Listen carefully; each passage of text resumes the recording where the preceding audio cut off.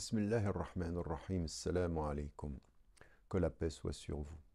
Nous parlons des victimes, nous parlons de celles et de ceux qui font face à une situation qu'il faut réparer socialement. Et nous le savons, dans la tradition musulmane et dans la longue histoire de la tradition musulmane, nous avons eu des voix qui venaient rappeler que l'une des situations qu'il fallait véritablement rectifier, qu'il fallait réparer, vis-à-vis de laquelle il fallait changer les choses, était la situation de la femme, des femmes en général, socialement. Parce que ce que nous voyons, c'est que le message a été très influencé par la culture de l'origine. Et la culture patriarcale, elle a eu de ce point de vue un impact important dans la façon dont on a interprété les textes, dans la façon dont on les a compris. Et de ce point de vue, il y a un vrai travail à faire.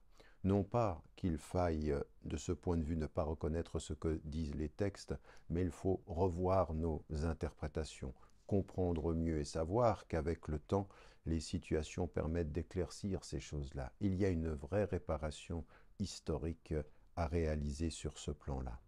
Et nous avons à le faire ensemble. Et je voudrais dire de ce point de vue qu'il y a sans doute trois pièges qu'il faut éviter de ce point de vue quand nous abordons cette question.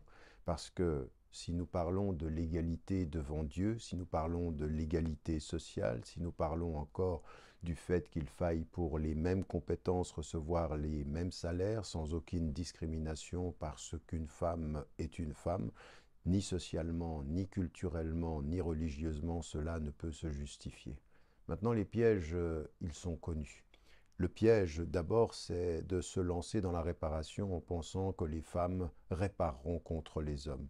Non pas qu'ils viennent ensemble au nom des textes réparer ce qui est culturel, mais que ce soit finalement un conflit entre les femmes et les hommes au nom de cette interprétation. Et là, de ce point de vue, il y a véritablement à travailler ensemble pour réparer, pour redonner cette dignité essentielle de la femme dans la tradition musulmane.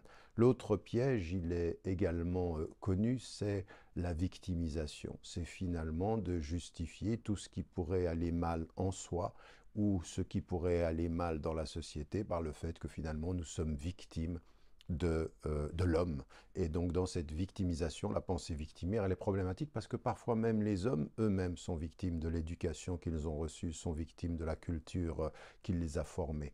Et donc de ce point de vue-là, c'est ensemble qu'on fait ce travail.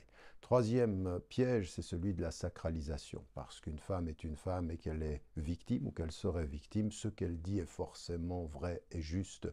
Et on le voit dans des situations, même dans des dérives, que ce soit en Occident ou dans les sociétés majoritairement musulmanes, des dérives qui ne sont pas acceptables.